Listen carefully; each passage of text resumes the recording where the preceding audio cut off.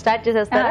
Okay, మరి onion కా సాలన్ తయారీకి కావాల్సిన పదార్థాలు ఏంటో చూద్దాం. ఆనియన్ కా సాలన్ తయారు చేయడానికి కావాల్సిన పదార్థాలు: చిన్నుల్లిపాయలు 1 కప్పు, తరిగిన వెల్లుల్లి 1 టీ స్పూన్, అల్లం 1 టీ స్పూన్, షాజీరా 1/2 టీ స్పూన్, బెల్లం కొద్దిగా, పసుపు చిటికెడు, ఆవాలు 1 టీ స్పూన్, కారం తగినంత, ఉప్పు తగినంత, ఉల్లిపాయ పేస్ట్ 1/2 కప్పు, ఎండుమిరపకాయలు 2, జీలకర్ర పొడి 1 టీ స్పూన్, నువ్వులు 2 టేబుల్ స్పూన్లు, గరం మసాలా 1 టీ స్పూన్, ఎండు కొబ్బరి పొడి 2 టేబుల్ స్పూన్లు, కొత్తిమీర కొద్దిగా, పల్లీలు 1/2 కప్పు, కరివేపాకు 2 రెమ్మలు, చింతపండు గుజ్జు తగినంత, నూనె 3 టేబుల్ స్పూన్లు.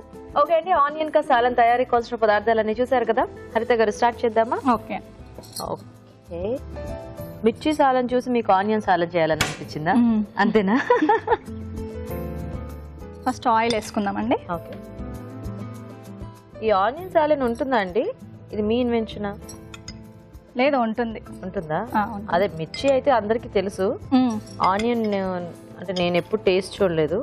సో గ్రేవీ అంతా మనకి సేమ్ అట్లనే ఉంటుందా? సిమిలర్ గా అంటే అంత ఉండదు, కొంచెం డిఫరెంట్ గా ఉంటది, కొద్దిగా డిఫరెంట్ గా వస్తుంది. ఓకే, ఆయిల్ హీట్ అయ్యాక కొంచెం షాజీరా వేసుకుందాం. ఓకే, ఓన్లీ షాజీరా ఒకటేనా? మసాలా దినుసులు వేరే అక్కర్లేదా? ఏమొద్దు. ఓకే, ఆవాలు, ఎండుమిర్చి, ఓకే,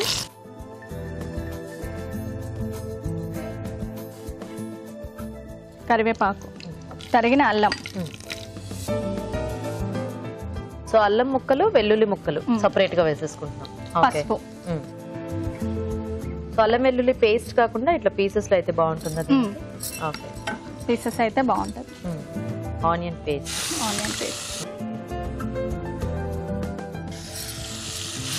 కొంచెం ఫ్రై అవ్వాలి.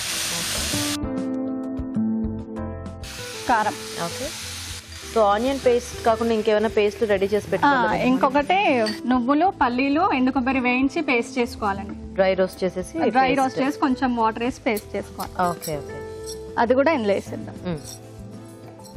సో ఆనియన్స్ మనము బేబీ ఆనియన్స్ తీసుకోవాలా? Baby onions. సో ఇది మీ ఓన్ రెసిపీయా? అంటే ఎక్కడైనా చూసి నేర్చుకున్నారా, లేకపోతే మీరే అలా ఎక్కడైనా తిని మీరు ట్రై చేసేసారా? అంటే ఒకసారి హోటల్లో తిని కొంచెం మీవన్నీ యాడ్ చేసి అలా చేశారు. సో ఏ వంటలు బాగా చేస్తారండి మీ వైఫ్? అన్ని బాగానే చేస్తారా? కొంచెం వాటర్. పిల్లలు ఉన్నారా? బాబు పాప. బాబు పాప ఏం చదువుతున్నారు? బాబు 3rd class, baby LKG. Okay, పేర్లేంటి? Sai Naitik, Sai Satvika. Oh nice names. కొంచెం వాటర్ వేసి. ఓకే, బేబీ ఆనియన్స్ వేసి. సో ఇవి ఇంకా మనకి గ్రేవీలోనే మగ్గాలి. ఓకే, సో మీరు వంట ఎప్పుడు నేర్చుకున్నారంటే మీరు ఎప్పుడైనా బ్యాచులర్ గా ఉన్నారా? లేదు, మామూలుగానే. ముందు నుంచి మీకు వంట ఇష్టం అన్నమాట? నాకు ఐడియా ఉంది. Okay, super. సో పెళ్ళోక ముందు కూడా వంటలు ట్రై చేస్తున్నారు? చాలా ట్రై చేశారా? వావ్. మీ ఆయనకి వంట వచ్చిన విషయం మీకు ఎప్పుడు తెలిసింది? వాళ్ళు మాకు పెళ్లికి ముందు నుంచే తెలుసు. ఓ రిలేషనా? ఎక్కడైనా ఫంక్షన్స్ కి వెళ్తే అక్కడ వంటకి హెల్ప్ చేసేవాళ్ళు వీళ్ళు. ఓకే, ఎప్పుడైనా అనుకున్నారా ఈయన పెళ్లి చేసుకుంటానని? అనుకోలేదా? పెళ్లి సెట్ అయిన తర్వాత ఏమనిపించింది? అబ్బా ఆయనకి వంటలన్నీ వచ్చు, నాకు ఇంకే ప్రాబ్లం లేదు. వస్తేనే ప్రాబ్లం. అవునా? ఓ వంకలు ఎక్కువ పెడతారా? వంకలు ఇది బాలేదు, అది బాలేదు అని చెప్తారు. రాకపోతే ఏదన్నా ఓకే ఇది బాలేదు అన్నారు అనుకోండి, అప్పుడు మీరు చెప్పాలి ఒకసారి మీరు చేసి చూపించండి, నేర్చుకుంటాను. ఆల్రెడీ చేసి చూపిస్తా కదా. అవునా? ఇందులో కొంచెం చింతపండు గుజ్జు వేయాలి. ఓకే, చింతపండు గుజ్జు కొంచెం చిక్కగా తీసుకొని.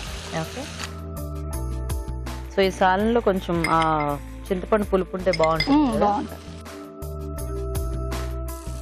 ఆనియన్స్ ఉడకాలి కదా కొంచెం.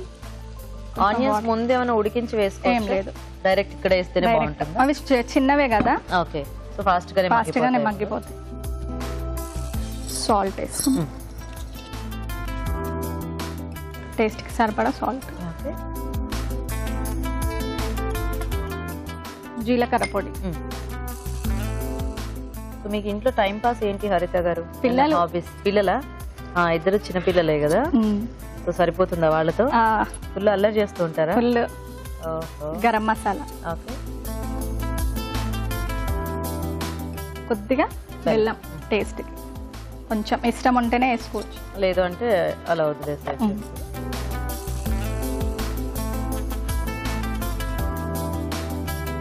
సో ఇప్పుడు ఇవన్నీ కొంచెం అలా ఉడికితే కొంచెం మనకి రెడీ అయిపోయినట్టేనా? రెడీ అయిపోయింది. పుదీనా వేసేసి ఓకే, మూత పెట్టేసి. సో నీళ్ళు సరిపోతాయా? సో కాస్త మగ్గితే ఇంకా మనం సర్వ్ చేసుకోవటమే. సర్వ్ చేసి ఓకే, చూద్దామా? ఓకే అండి, ఆయిల్ కూడా అంతా పైనకి వచ్చేసింది కదా, డిష్ అవుట్ చేసుకొని కొత్తిమీరతో గార్నిష్ చేసుకున్నాం.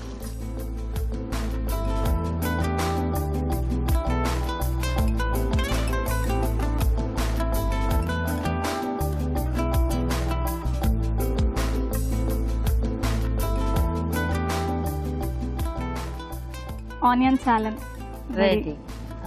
టేస్ట్ చేసి చెప్పండి ఎలా ఉందో. తప్పకుండా. ఓకే అండి, మరి ఆనియన్ కా సాలన్ రెడీ. టేస్ట్ చూసే ముందు తయారీ విధానం ఇంకోసారి చూద్దాం. ఆనియన్ కా సాలన్ తయారు చేసే విధానం: ముందుగా ఎండు కొబ్బరి, పల్లీలు, నువ్వులు కలిపి మిక్సీ పట్టి పేస్ట్ సిద్ధం చేసుకోవాలి.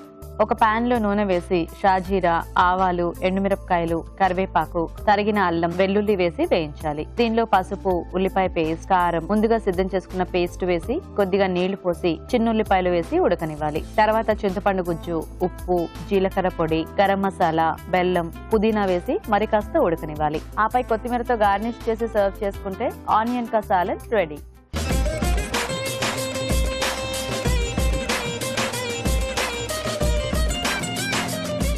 ఓకే అండి, మరి ఆనియన్ కా సాలన్ తయారీ విధానం చూసారు కదా. రాజు గారు టేస్ట్ చూద్దామా? ఓకే, మంచి కలర్ఫుల్ గా ఉంది salan. Yes.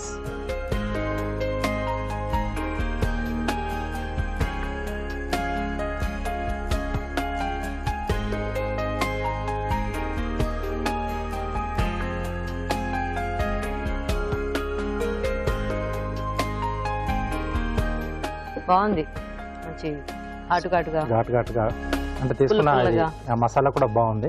Yeah, so onion flavour లో ఇంకొంచెం డిఫరెంట్ గా చాలా బాగా వచ్చిందండి. టేస్టీగా ఉంది. అంటే ఆనియన్స్ కూడా మనకి వేసినవన్నీ పీల్చుకుంటాయి కదా జనరల్ గా, కాబట్టి లోపల వరకు వెళ్ళిపోతుంది ఈజీగా. టేస్టీగా ఉంది. సో దేంట్లోకైనా ప్లెయిన్ రైస్ లో అట్లా కూడా బాగుంటుంది, చపాతీ రకైనా బాగుంటుంది, వెరీ టేస్టీ. సో చూసారు కదండి, మరి ఉల్లిపాయలతో ఈ కాంబినేషన్ బాగుంది. మీరు కూడా ట్రై చేసి చూడండి. పనస తొనల విషయానికి వస్తే అసలు రోడ్డు మీద మనం వెళ్తూ ఉంటే అటు సైడ్ ఎక్కడైనా అమ్ముతూ ఉన్నా కానీ మనం ఈజీగా తెలుసుకోవచ్చు, అంతటి మంచి వాసన వస్తూ ఉంటుంది. కానీ పనస తొనలు కూడా అలాగే చాలా టేస్టీగా ఉంటాయి, బాగా స్వీట్గా ఉంటాయి. మరి ఇటొచ్చి పనసకాయ కనుక మన దగ్గర ఉండి మనం కట్ చేసుకోవాలంటే మాత్రం కష్టమే. ఎందుకంటే ఒక పట్టాన కట్ అవ్వదు, అలాగే కట్ అయిన తర్వాత కూడా అదంతా ఆ జిడ్డుగా చేతికి అంటుకుంటూ ఉంటుంది. అలా కాకుండా ఉండాలి అంటే పనసకాయని ఒక 4-5 గంటల పాటు ఫ్రిడ్జ్లో ఉంచేసి ఆ తర్వాత తీసి కట్ చేసుకున్నట్లయితే పైన ఉన్నటువంటి తెల్లటి పొర చాలా ఈజీగా కట్ అవుతుంది.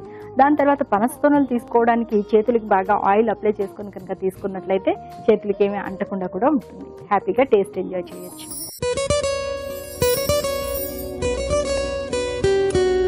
ఇప్పుడు మీకోసం మొదటి చిట్కా. బఠానీలతో మనం రకరకాల కూరలు చేసుకుంటూ ఉంటాము, సుండల్లాగా ఉడకబెట్టుకుని తింటూ ఉంటాము. ఎలా అయినా సరే వీటికి టేస్ట్ మరింత అదనంగా యాడ్ అవ్వాలంటే మాత్రం ఈ చిట్కా ఫాలో అవ్వండి. ఏం లేదండి, బఠానీలు ఉడికించేటప్పుడే ఒక 1/2 స్పూన్ పంచదార అందులో వేసి కనుక ఉడికించుకున్నట్లయితే టేస్ట్ అదనంగా యాడ్ అవుతుంది.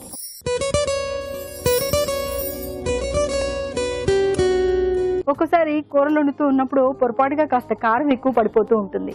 మరి కారం ఎక్కువైంది కదా, ఈ కారం తగ్గించాలని ఇంకాస్త ఉప్పు వేస్తూ ఉంటాం, దానివల్ల ఘాటు ఇంకా ఎక్కువైపోతూ ఉంటుంది. అలా కాకుండా ఈ కారం తగ్గాలి అంటే మాత్రం కొద్దిగా టమాటా రసం కనుక వేసుకున్నట్లయితే కూర కారం తగ్గడంతో పాటు టేస్ట్ కూడా అదనంగా యాడ్ అవుతుంది.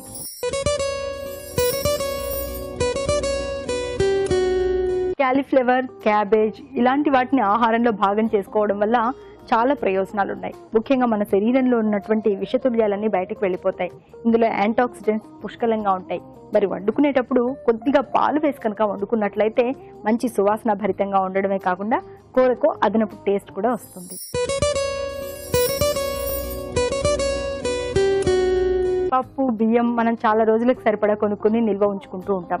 మరి ఈ పురుగు పట్టకుండా ఉండడానికి మనం రకరకాల చిట్కాలు చెప్పుకుంటూనే ఉన్నాం కదా, ఈ చిట్కా కూడా సరికొత్తగా ఉంటుంది, ఫాలో అవ్వండి. ఏం లేదండి, పప్పు చాలా రోజుల పాటు తాజాగా ఉండాలి, పురుగు పట్టకుండా ఉండాలి, వాసన రాకుండా ఉండాలి అంటే పప్పు నిల్వ ఉంచిన డబ్బాలో కాస్త కళ్ళుప్పు కనుక వేసి ఉంచుకున్నట్లయితే పప్పు చాలా రోజుల వరకు ఫ్రెష్గా ఉంటుంది.